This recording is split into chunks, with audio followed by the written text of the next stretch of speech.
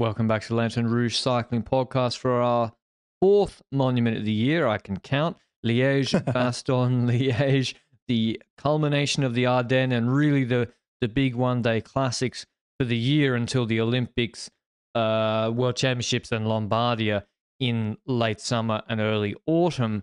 And yeah, it's on Sunday in Liège.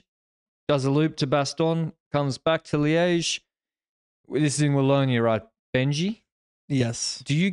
Does Flanders, is Flanders a net energy exporter or importer from Wallonia? Because I've seen a lot of nuclear power plants and things like that around this area. So I think there's the nuclear power plant in Tihange, which is by the French border in Wallonia.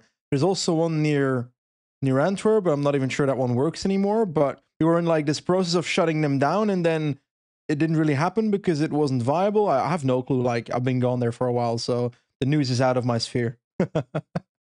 All right, well, I might have to delve further into Belgian energy, the energy mix in Belgium, but it sounds like I think that Flanders takes energy from, but you had coal in Flanders, no? We had coal in Limburg, which was on the right top side. What quality coal? Metallurgical? Was it for steel mills or for what?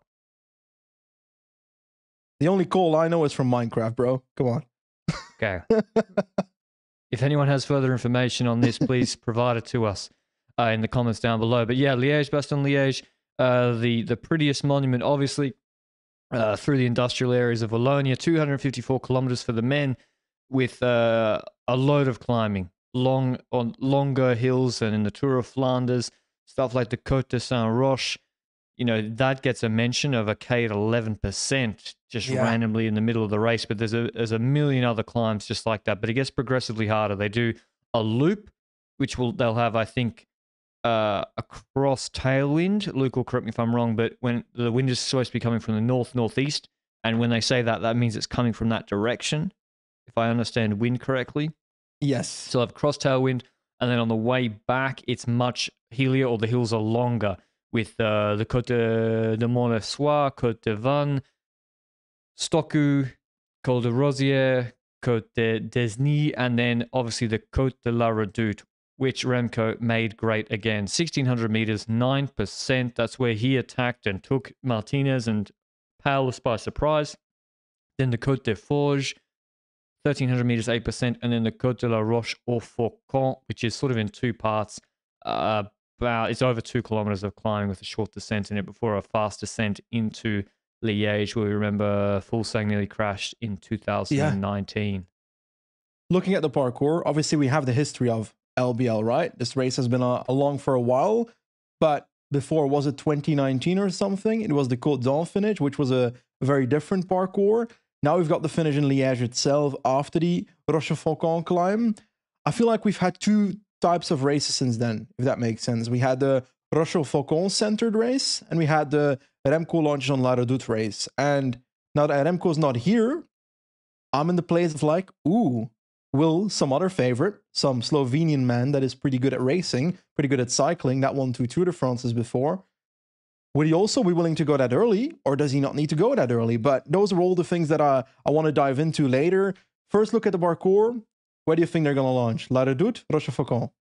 I don't really know, to be honest, because as you said, you know, Pogačar, he won in a group sprint and he wasn't able to drop everybody. In fact, she was gapping him in 2020 back in the day. Yeah. But obviously the riders have changed a lot. She's weaker, and Pogačar's much better than 2020 in terms of his punch. His punch and sprint, I think, is better. But it also depends on the weather. So I mentioned that, but it's supposed to be a high of 9 degrees with basically because of the wind chill, it's supposed to feel like 5 degrees, and then 50-50 it rains. But then when they're coming back on those hills, they'll have cross headwinds. So if it does rain, if it's 5 degrees, and then they've got the wind hitting them in their chest, it could start to feel very, very cold again. Maybe not as biblical as the shower or storm in flesh. It's going to be cold. Regardless whether it rains or not. And if it is, then we could see exactly if it is cold and the race is attritional and splitting apart, Benji, then why would Pogacar wait any later than Redoute? You know? Why not even go on Stoku if it's really seriously? Like, I'm down for it. Yeah. But then again, I'm saying I'm down for it, but in reality, then he goes with 82 kilometers to go in Strade Bianche on the spot that everybody expects him to go. If he goes on Stoku here, we might never see him again. So I'd like to have some tension in the race. So if he goes early, please be someone with him. That's my hope for this race for certain. But when it comes to the Startlist, we spoke about Pogacar. Let's talk about his team for a second before we continue here. And if we take a look at the team of Pogacar at this race, we have the usual riders, the riders that we saw in Flamme and so forth already, which is that Hirschi. This is one of the 2 or 3 confirmed teams, if I recall. UAE is confirmed. Yeah, Equipo Ken Pharma is confirmed for some reason. And Decathlon and Groupama. So 4 teams are confirmed. Ulissi, Novak, Hirschi, Finfisher Black, Almeida, and Rouleur Boy, Short Bucks. So, to be honest, despite a strong strength in that team, first of all, Ayuso's not in the team, so McNulty's maybe he didn't out survive too. Flash very well. What, sorry? McNulty as well. He's out from their Flash team. Yeah, true. So some changes there. This feels like a more domestique center team than the Flash multi-leader team, if that makes sense. Yeah, well, I mean, it's all around Pogacar. There's no co-leadership. There's no see how you go. With Hirschi, I think Hirschi will not be made to do like a lead out for Poggy early. I think he will probably get to ride his own race. I would expect Finn Fisher Black and Ulissi to do that job for Pogacar. The Almeida, this actually isn't their best team for Liège. No. Tim Wellens would be much better than Almeida for this race. He's done 13 race days, but that sort of belies that he's had a long peak at Wellens. He was in opening weekend, and so that's best part of 2 months ago now. And especially when it comes to Almeida, in Flash we saw it already, positioning is a relation when it comes to Joao, and even more when it's cold and rainy. Like, I do not remember a good day on the bike from Joao Almeida in cold and rainy conditions. Cortina d'Ampezzo is okay, was he? Yes, but he was in the breakaway that day. But true. then again, performed relatively well. He's just not a good one-day racer. Is he? I mean, Fair. last year he didn't do any, so it's a big change this year. 2022, yeah, he barely does any. I think it's kind of strange. I think it's kind of strange they have Almeida in their Ardennes. I think it's odd, to be honest, because he did speak, I think, in the media surrounding his intent to help launch Pogacar. I feel like that's something he wanted to do, is the conversation he was trying to portray in that article. But will he be in the position to do so? I'm not sure about it. It's a big fight for positioning before the roche-aux, before the La Redoute, so I guess we'll see. But it's not their best team, but it should be strong enough because Pogacar should be strong enough to win this race. Yeah, I'm just surprised. I would have taken Jan Christen maybe. Be very, very good Healy racer, but it's still the best team on the start list nonetheless. Although Finn Fisher Black's not carried his form as well into this part of the season in the one-day races, but she looks really, really good. Pogacar's obviously the favourite. He's $1.60, so the heavy favourite to win the race per the bookies.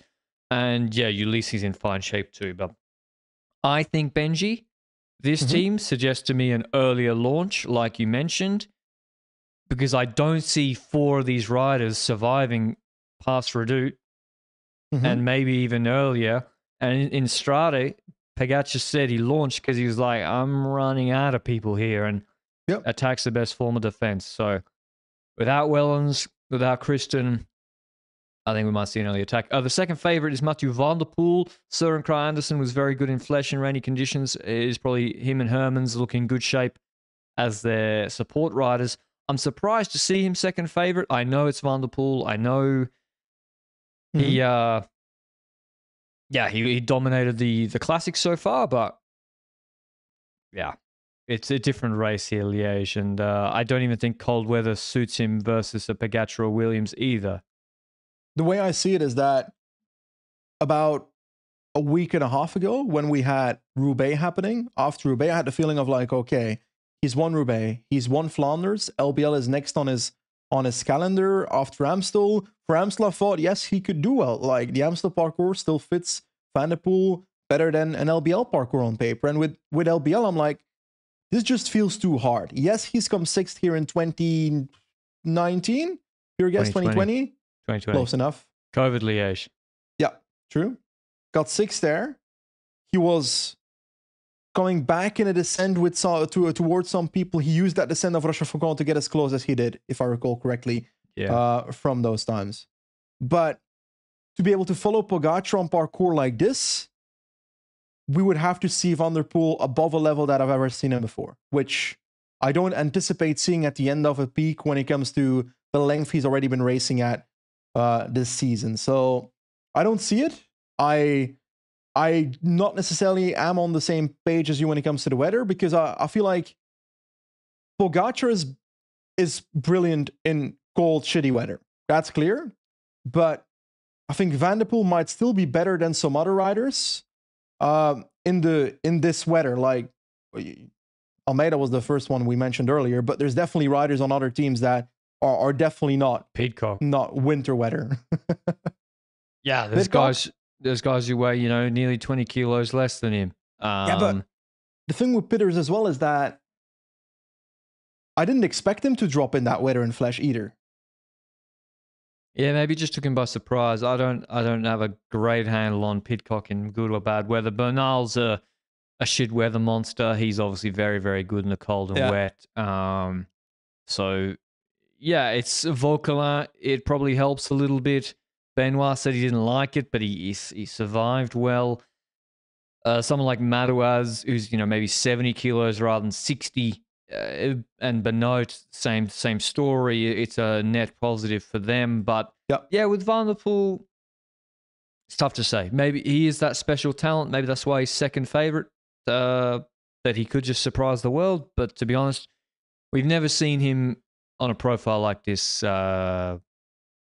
Be nearly as good as Pogacar, or even someone like Pidcock or Vauquelin, frankly. Like, that 2020 edition was dry. It was a closed race. Jumped on Roche-aux, and then he came back after. I expect it to be more open the way they race these days. When we take a look at the results of the race we just had, someone like Stephen Williams, someone like Maxime van Gils in that race, someone like Vauquelin you mentioned already, Williams definitely fits in that weather. We're probably not going to have the same weather as Flash, but it might not be that far away from it necessarily. Even without that weather, I'd expect Williams to be relatively okay, or although these climbs are different than the ones we've seen him perform in Flash, I do still expect him to be okay here. They also have Turns, though, who should also be pretty great on this parkour. He won't be able to follow Pogacar on the climbs, but he's that, I can top 5 this, I can top 7, I can top that. I'm talking about Turns in this, because I see you nodding no. Williams, do you believe Williams can follow Pogacar? Yeah, for sure. And Turns. I'm not confident of that, my friend. Pogacar should be able to hard drop everybody in this race. He should, but Turns and Williams Turns before Flash look really good. Williams looks really good. I don't know. I also feel like these climbs in this race might fit Van Gils better than Flash. Because they're longer? Because there's more of it. As in Flash, yes, he's good on Mur de Huy, for sure, but he might need multiple closely following each other to make that difference on a rider like Vauquelin. Vauquelin's pretty good as well, Not sure I named the right rider there for the example. Yeah, I think, we're sort of, these are all like the riders we're mentioning, Pidcock, Vauquelin, Van Gils, Hirschi, Healy, Carapaz. They're all in the top 10 favorites. Turns is now like the 20th favorite, 81-1. That's fucking stupid. Like, the guy came 6th in 2022. He didn't do it last year because Israel got the scheduling all wrong. And he's in his great shape. Okay, Flash shit happen, but there's no way. If Turns is his normal level that he's shown so far this season, there's just no way that Almeida beats him. Or even Van der Poel beats him, frankly. Like, if Pedersen and Garcia Cortina don't block Turns on Koppenberg, he's in the wheel of Van der Poel in Tour of Flanders. But the thing with Van der Poel, though, for me is that the situation that I see him coming close in is, for example, if someone goes and we've got that second group that we usually see, or that group sprint behind, if that makes sense. Because there were some larger groups in there the last few years. What was the size of the group where Hermans won the sprint behind and where Martinez won the sprint behind? Like 5 or 6. Oh, okay. I thought it was more. My bad. Where you mean the group behind? 10, 15. Yeah, the second group I thought. Yeah, sorry, it was 12. It was 11 or 12 with the one Hermans. Yeah. For me, it's not unrealistic that Van der Poel catches up with that group in the descent of Roche-aux, for example. Yeah. I think Poggy's going to go early. I think it's the smartest thing for him to do. Yeah. Go early. Maybe you surprise Williams or Turns, who in theory could have gone with you, but you notice they're out of position. You go. They're not on your wheel. You know what's going to happen. Once he has a 20-second gap, everyone starts playing for second and the UCI points. So, and a monument podium. So I think Poggy going early, and then is Van der Poel? Is he going to bridge everyone across? I don't know. It's he doesn't seem like the kind of guy that will happily bridge everybody across unless Amstel 2019, because in this Amstel he didn't have the energy to do so, but I also don't feel like he would have done it either way. He's become more of a, when he's not in the situation where he can control it, he lets the race kind of happen and hopes he can benefit from it, is how I view it recently.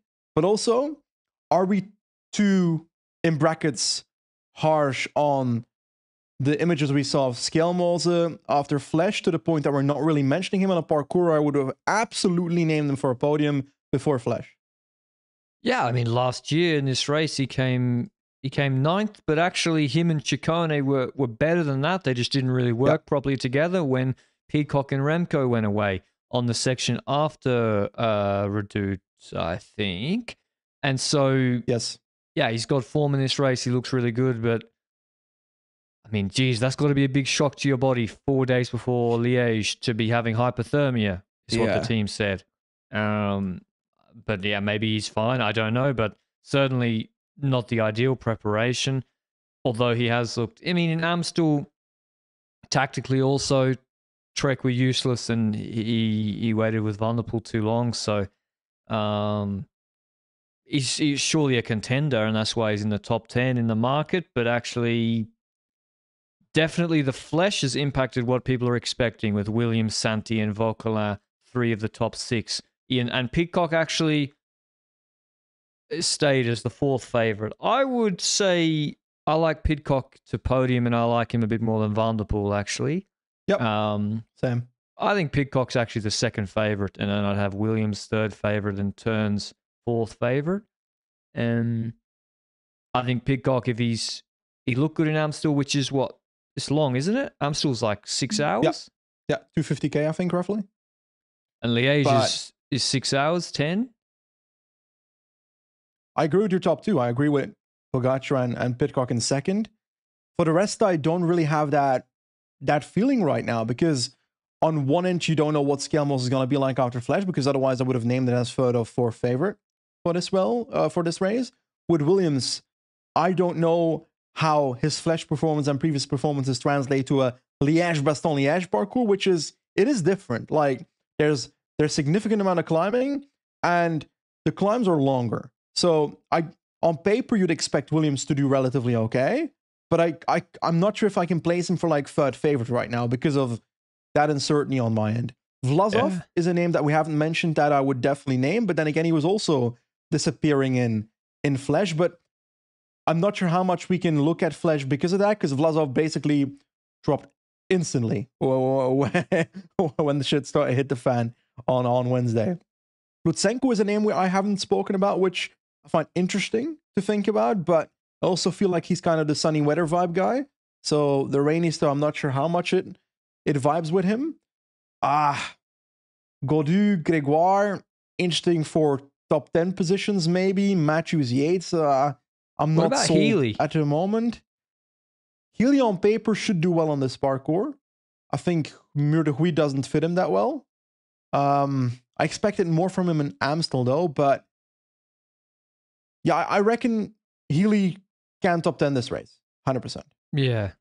And Carapaz has always been active. He was maybe the first person to be disqualified after the super tuck ban in Liège when he super tucked. Yeah. Is it weird that Bernal's my third favorite? Yes, that is. I mean, third favorite is. Yeah, that is. Maybe weird. I'm fanboying a bit too much at the moment. Maybe I'm hoping too much on his comeback here, but What's he done recently? He was he was fast? second. He was second in that Healy Catalunya stage with behind Landa behind Pogacar. So that was a bit more than Healy, but certainly he looks very good. I don't think second favorite, or you said third favorite. Third, maybe top 5 position. Let's say I can get around that, especially if it's raining and shitty weather. He's really good there. But I'll just mention. To be honest, you've mentioned who? Decathlon? Have we mentioned Benoit. Decathlon? Because we've seen Benoit on this parcours in one edition do really well until he had a mechanical, and in the other editions he was invisible. So if he can get that mechanical day form back, then he can do well here. Otherwise, he's fucked. I don't like Benoit for this. Climbs are longer. Me neither. Peripancha right now is at Tour of the Alps. Felix Gall has looked a bit second rate in some of the 1-1 races. Maybe we'll see how Berthet or Lepera do, but I don't see them being as good as previously. Same. I mean, Vauquelin, someone like that name's not even like a big outsider anymore. He's like top 6 in the favorites. For sure, he could podium, especially with his flat sprint is quite good. I mean, time for our picks, Benji, because frankly, this looks like a one-horse race. Who have you got for the W? Well, I think Pogacar's going to win. Let me get that clear, but I find it boring to guess a favorite, so I'm going to go with... I am going to pick Vauquelin. I don't know how. I don't think it's realistic to win, but I'm going to pick him anyway. Yeah, same. I'm on the same page. I'm going to go with Pidcock, just because it's boring to pick. I think he can win, Pidcock. Do you think Van der Poel top 10s? I don't think he does. I don't think he does either, actually. Yeah. I know it's last Sunday, but he really didn't look good. Yeah, but also, regardless of Amstel, I think he... Yeah. Regardless of Amstel, I would have said he can top 10, but because Pogacar will probably launch on La Redoute, that makes it more difficult in my head. Exactly. I think if the race is much more open, then other second-tier guys are attacking on earlier climbs, creating groups, it makes it more difficult for him in comparison to a closed race. So, yeah. But we'll see. As we said, it's not the best UAE team, but it's still the best team in the race. So, Pogacar will be looking to do the business on Sunday and take his second LBL and... What? How many? Wait. He didn't win second or third? Yet. Second LBL. He only won in 21 when he won the sprint. Yeah. I remember more victories for some reason at this race for him. Roglic and Hirschi beat him in the 2020 sprint where Alaphilippe deviated. And in 2022 he didn't do it, and then 2023 he crashed last year. 2022 was the family related DNS, and last year was a crash in the pothole. So that makes a lot of sense actually. Okay, on to the women's Liège-Bastogne Liège, which is, let me just get the parcours up, 153 kilometers long, which is curious because the men's flesh is 50 kilometers longer. Oh, sorry, the men's flesh is 55 or so kilometers shorter than the men's Liège. The women's Liège is only 5 k's longer than flesh. Yep. It's, yes, it's Helia, but actually it's not that much longer, which is curious. They still do the Côte de Saint-Roch. And the final is the same. Rosière, which is 4K, 6%. Desny, 1,600 meters, 7.5%. Then Redoute, Forges, Roche-aux, which is 1,200 meters, 11% combination. Last year, Vollering went away with Elisa Longo-Borghini. They rode together and Vollering won the sprint with Reusser mucking things up behind Marcus, Shabby, and Van Vleuten in that group. And there was a big gap to the sort of punchers like Lippert, a 124 gap. This year, though, Vollering, I realized, Benji, she hasn't won a race yet this year. Correct. She hasn't won a race yet. That's crazy. I'll be honest, my confidence for LBL has also gone down significantly in the last week because not only did she lose Amstel, not only did she lose Flash, she also lost Brabantse Pijl. And it's always to other riders. It's not to the same rider every time, which also puts me to believe that I could see, like, I'm gonna go straight up and start with my pick, which is, I know it's abnormal to do this, but I believe the gates have opened on Wednesday. Niewiadoma won Flash, and for some reason, I feel like the victories will keep flowing in now. You know? When it rains, it pours. So I've got a Niewiadoma vibe going towards Sunday. You're trying to get in early. You think I was going to steal your pick. I wasn't. Exactly. But yeah, I totally agree that Vollering is not some okay, we spoke about tactics, Quebec not helping her enough, but the reality is she's also not just dropping everybody like she could a year ago. So it's clearly she's not, the gap between her and the others in the Ardennes is not the same as last year. And the big contenders are, as you said, Canyon SRAM bring a crack team of Shabby, who I think came top 10 last year and was really good in Flesh. Paladin, really good puncher. Bauernfeind, who can go long. Niewiadoma, and they'll probably have more riders than that. There's not many confirmed starters yet, or any confirmed starters, actually. There's no team confirmed. Yeah. We're guessing. But anyway, Mulman look good in Flesh, of course. But really, Little Trek have, I think, the keys to this race with Longoborghini and Van Anrooy.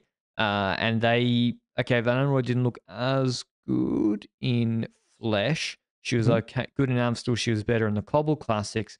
But that 1-2 punch is really, really good as well. It's too hard for Vos, although I don't know if she's doing it. I think the way the others are climbing now, it's going to be too much for her. But Marcus as well for Visma, when the climbs get really hard, the others seem to be a little bit better. She has to get it from anticipating like Grace Brown. Yeah, exactly. Or Lizzie Diagnan. FDJ Suez Benji.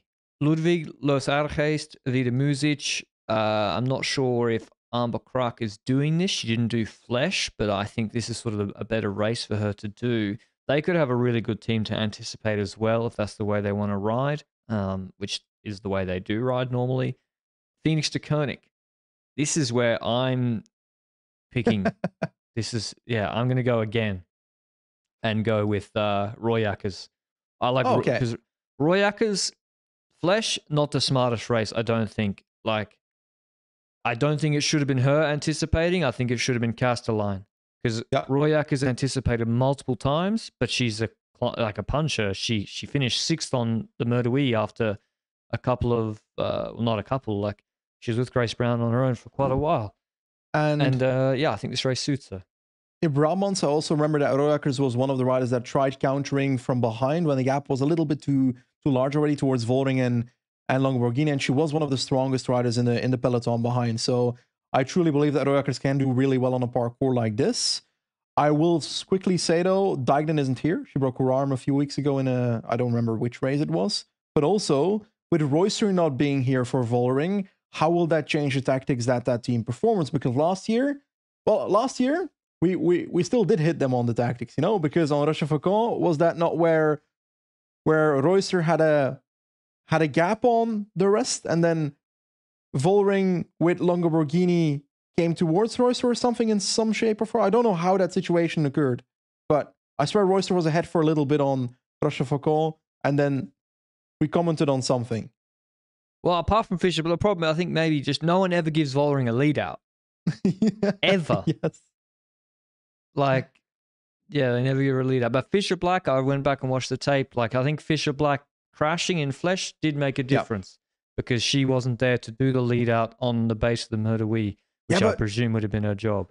Even with Fisher Black there, I've got a feeling that Vollering and Van der Breggen back in the day didn't use lead outs on Murderie. Yeah, it seems like it's a conscious decision to use that strategy. I hope that on something like Roche-aux or wherever they go, La Redoute, that is the case. But I'm not sure it will make the difference necessarily, because Longoborghini and Brabantse looked better. Niewiadoma and Flesh looked better, even though that's a slightly different race.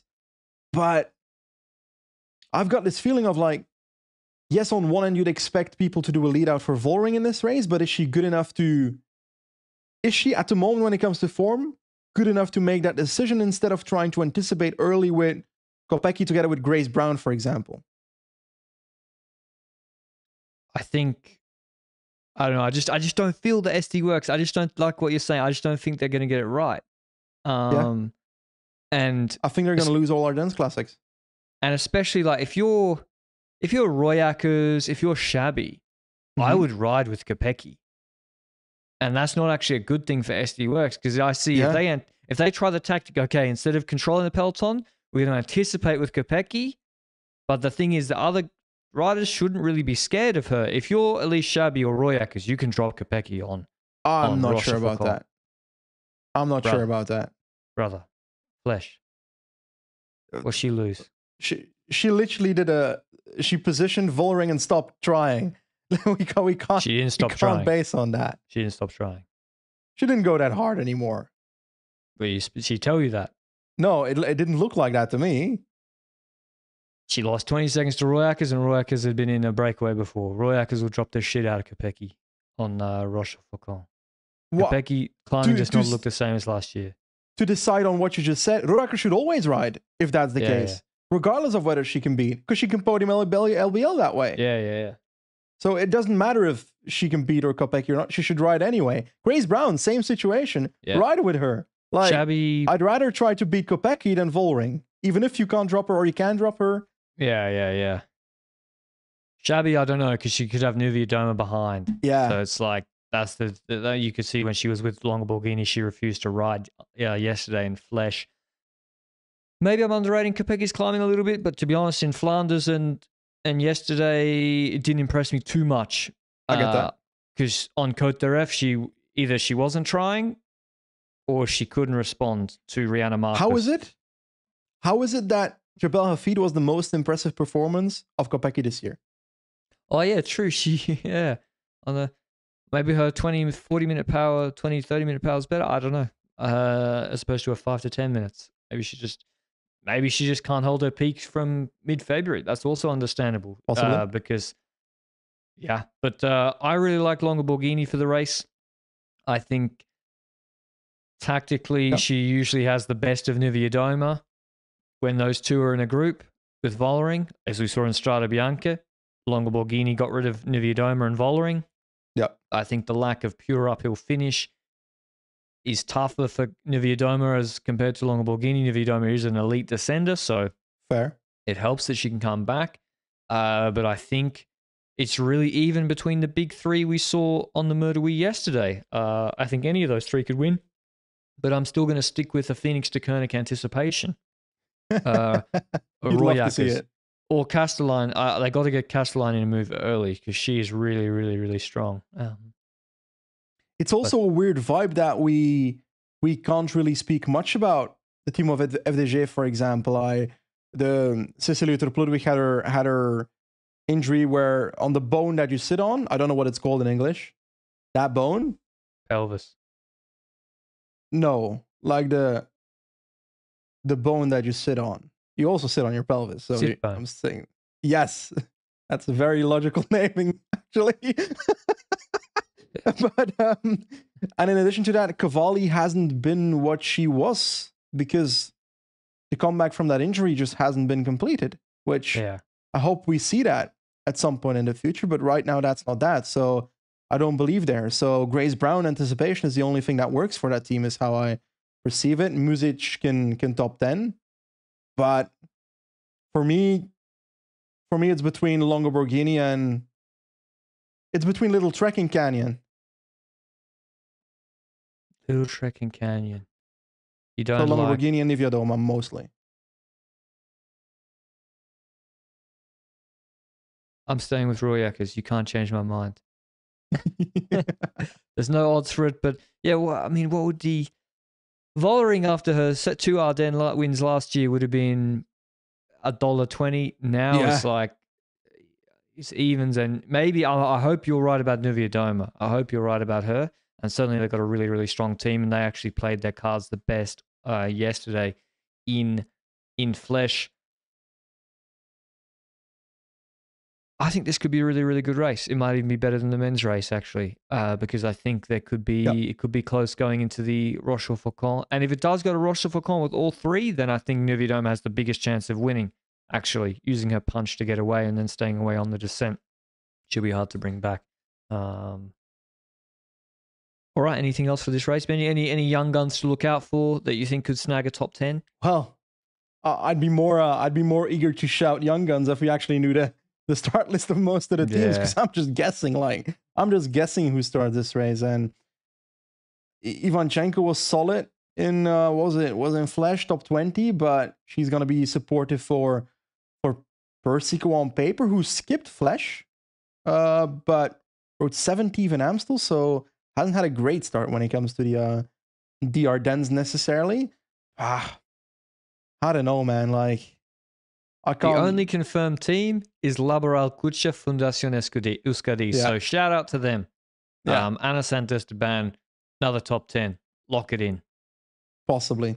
Not a young gun, but also she came top 10 in Flash, so why not? Baril top 10, I think, is possible too. That's she a French rider or Movistar? Or Canadian? Canadian, close enough. Oh, hold on. Let me check if it's. Let me just check. I'm curious what you're checking right now. She's from Quebec, so come on, I'm half right. Yeah, you are half right. I was checking where she was born. Make sure I'd not besmirched her too much, but yeah, it sounded like she's a French speaker. Okay, that's our Liège, Bastogne, Liège, both previews. Wait. Oh, what? You picked your rider. Are we dissing on Molman by not naming her, knowing she'll be there, was 7th and 5th? She don't have the sprint. Yeah. And top she 5, don't have the teammates. Possible. Yeah, top 5 is on the cards, but her winning is so difficult unless she can literally drop everybody, but she hasn't shown that she can drop Vollering or Nuvidome, so it's really difficult to see with the team she has as well. Yeah. But she'll be there, there or thereabouts. I don't know if Lippett's not. Damn, Lippett really ruined her whole spring from running. Yeah. Man. I said it a few days ago. I know, but I just realized she couldn't do any races. It was that bad. Devastating. And for Movistar as well. But anyway, hopefully it's an exciting race. We'll see you with the recap of Liège, both men and women's, on Sunday, so stay tuned for that. And Tour of the Alps is kicking off right now with El Patron doing his best to police things. We'll see if he's successful as well. Until the recap on Sunday. Ciao.